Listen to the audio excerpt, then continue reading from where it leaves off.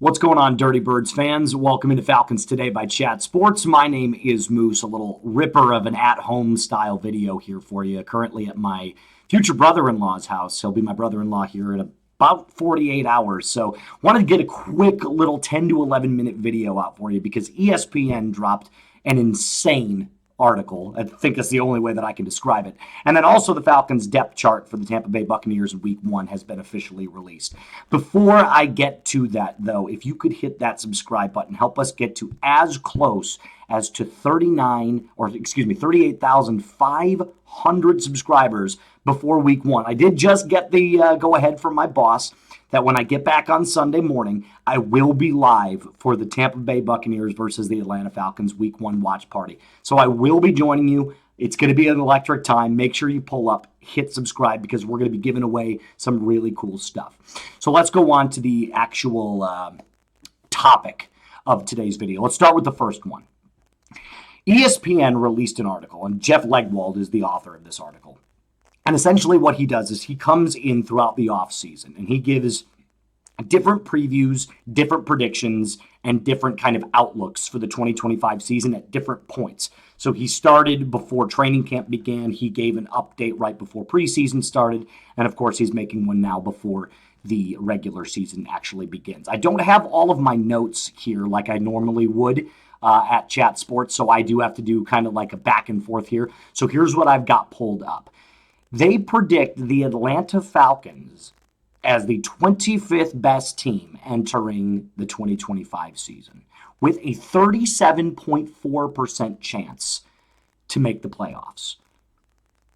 I think that's insane. 37.4 is crazy considering all of the moves the Falcons have not only made throughout the draft, but the filtering through all of the players, the cuts that they made, and sending that out towards the 2025 season. I think it's also funny to mention that they rank the Falcons as having the 13th easiest schedule in 2025, and yet they have them as the 25th best team, and they predict them going 8-9 again.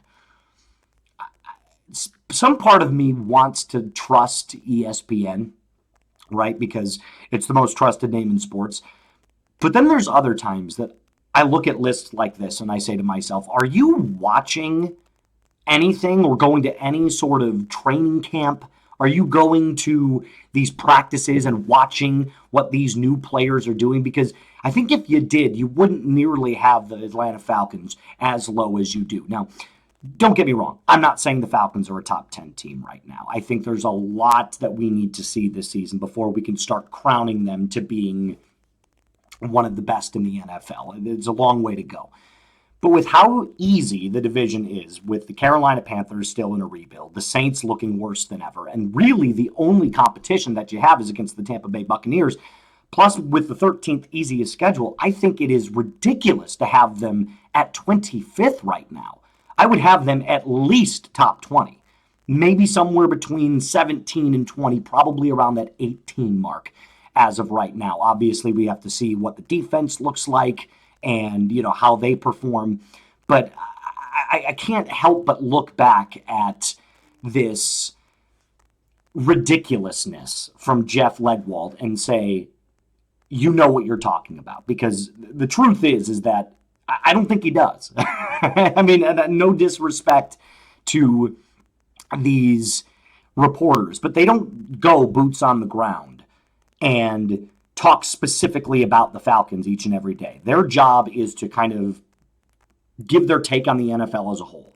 And I think when they look at the Falcons roster and they look at Bijan being the best player on that offense and how Michael Penix Jr. has only started a few games and he's still up in the air with a big question mark, those are very generalized takes. Those are very from an outsider's perspective looking in. Okay, I can see where they come with that.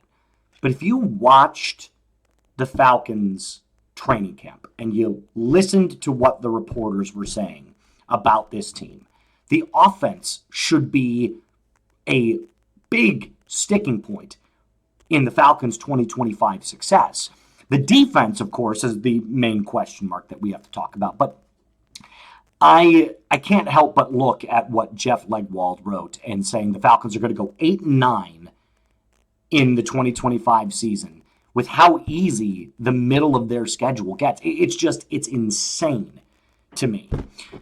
But, of course, I can't speculate on what his exact thoughts are. I mean, I know that he wrote down in his article what exactly he was trying to get across and kind of listed strengths and weaknesses. And obviously his biggest weakness right now was the question mark surrounding Michael Penix Jr. But at the same time, if you're not going to Falcons training camp, if you're not watching the day-to-day of the Atlanta Falcons, I think it's insane to me to sit there and try to speculate on what the Falcons are currently going towards. Before I get continuing on with the second half of the official depth chart of the Falcons 2025 Week 1 against the Tampa Bay Buccaneers, I do have to tell you about our friends over at Prize Picks. This episode is brought to you by Prize Picks. You and I make decisions every single day, but on Prize Picks, being right can actually get you paid. Don't miss any of the excitements this season on Prize Picks, where it's good to be right. It's very simple to play. You just pick more or less on 2 to 6 player stat projections. If you get your picks right, you could cash in. It's also the best way to get an action on sports in more than 40 states, including California, Texas, and yes, your home state of Georgia. So download the app today. Use code CLNS to get $50 in lineups after you play your first $5 lineup. That's code CLNS to get $50 in lineups after you play your first $5 lineup. I'll have all of that in the comments and description of today's video. Prize Picks. It's good to be right. Okay, so let's go now to our second half of today's video. And like I said, I apologize if you see me looking down at my phone.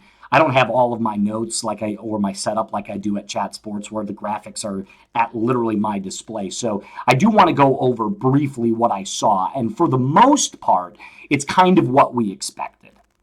Your starting wide receivers, Drake London, Ray McLeod, Darnell Mooney, who is considered day-to-day right now for the Dirty Birds. That's what Raheem Morris said, which is a good sign considering that usually means that if it's not week 1 that he's ready to go, he'll absolutely be ready by week 2 or week 3. And in the NFL, every single game matters. Obviously, the offensive line looks pretty standard. Jake Matthews at left tackle, Matthew Bergeron at left guard, Ryan Newsel starting at center. Elijah Wilkinson does get the start at right tackle, believe it or not. So that is something that you do need to note. The offense wasn't a huge question mark. In fact, the only real thing that I think you could have kind of put an asterisk by was that right tackle position and who was going to end up getting the start. But we had predicted on this show that it was going to be Elijah Wilkinson. So that's what we're getting.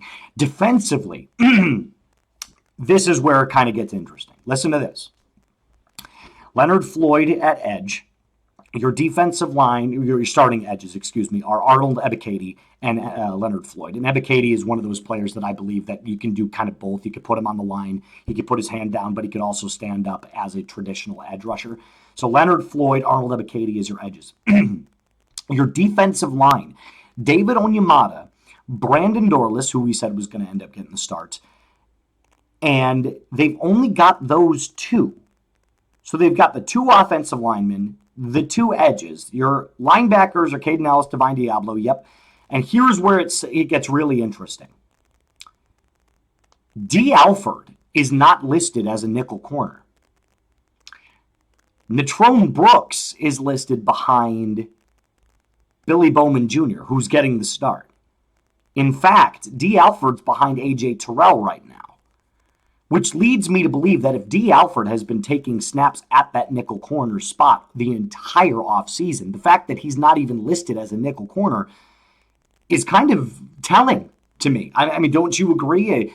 Maybe moving him back outside they felt is going to be where he's more comfortable, but the fact that Natrone Brooks is now listed as your backup to Billy Bowman, to me, speaks volumes. I just think that it's D. Alford's time to kind of take a step back. I'm really all on board the Billy Bowman hype train. You know this. And I've been on the Billy Bowman hype train. I feel like this Falcons defense has a lot to prove this year, but they've also made the right adjustments, this coaching staff, Raheem Morris specifically, to ensure that this defense is better than it was last year. But your full defensive line depth chart looks like this. Leonard Floyd, David Onyemata, Brandon Dorlus, Arnold Ebiketie are your front four at this point. Caden Ellis and Divine Diablo are your interior linebackers.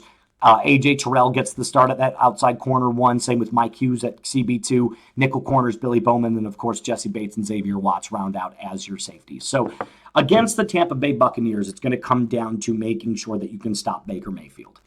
I realize Bucky Irving played a really, really good season last year. It was a great rookie year for him. But if you can stop Baker Mayfield, you have a legitimate shot to open up week one with a W. And I think that with the rotation of the guys like Jalen Walker and James Pierce Jr., who, by the way, are listed right behind Arnold Ebiketie and Leonard Floyd, but we'll get in on a rotation.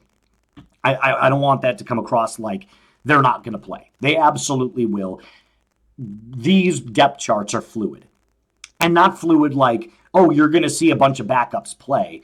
But the players that you've drafted now, Jalen Walker, James Pierce Jr., those guys are going to be thrown into the mix. So even though they're listed as the twos right now behind Leonard Floyd and Arnold Ebiketie, they're absolutely going to play week one. It's just going to be different packages, different players, different looks.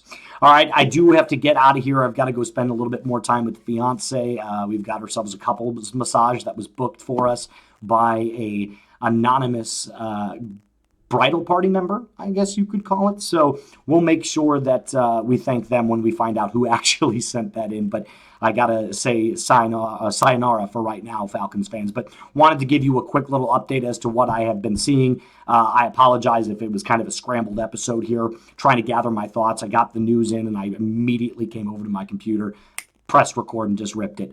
Again, thank you so much for tuning in. If you could hit that subscribe button, we'll make sure to get you nonstop coverage, and I cannot wait to see you guys on Sunday. Cheers.